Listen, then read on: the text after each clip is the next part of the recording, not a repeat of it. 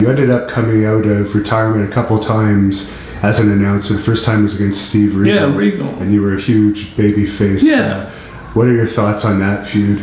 Well, that was great. I mean, I was doing the broadcasting for maybe a couple of years. And then, I mean, even then, in the mid-90s, I was sick of saying, wow, what a clothesline.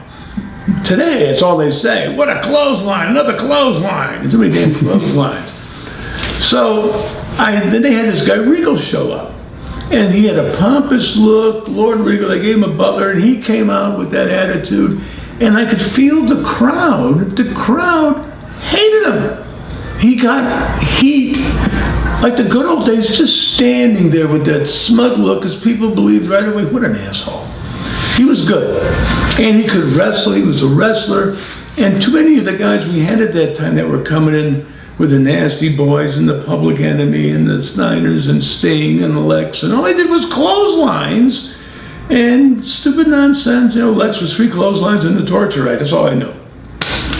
And so here's a guy, so no one could really have a good match with Regal because they didn't know, and I'm sitting here going, let me do something special, damn it, because I was getting the itch, and before I got too old, I saw a chance. So I did kind of a Bruno coming out of retirement, and we worked a little thing where I wrestled Regal, and it was a novelty, so I knew it would get over for a short time. So it was my idea, and I wanted to give this guy some good exposure, and at the same time show the wrestlers in the back, you can have a match without a clothesline. I wrestled Regal 30 minutes on TBS, not one clothesline. And Brian Pillman was running around going, this is a clinic, they didn't do one clothesline. And that was 20 years ago, so you imagine how sick fans are of clotheslines now. But actually, they probably just stopped watching most of it. Yeah, unfortunately. But so Regal and me, so we had some of the best matches I had in terms of wrestling matches and stuff was with Regal, because he was good, and we did about a few months worth, and it worked out great, and it was very good. And then I did it again when the New World Order started. It got so hot.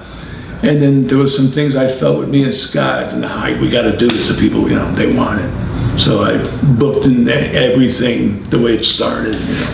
Was that before Scott really got into his downward spiral there with his alcohol? Yeah, that was before. Yeah. I mean, after the big success. Yeah.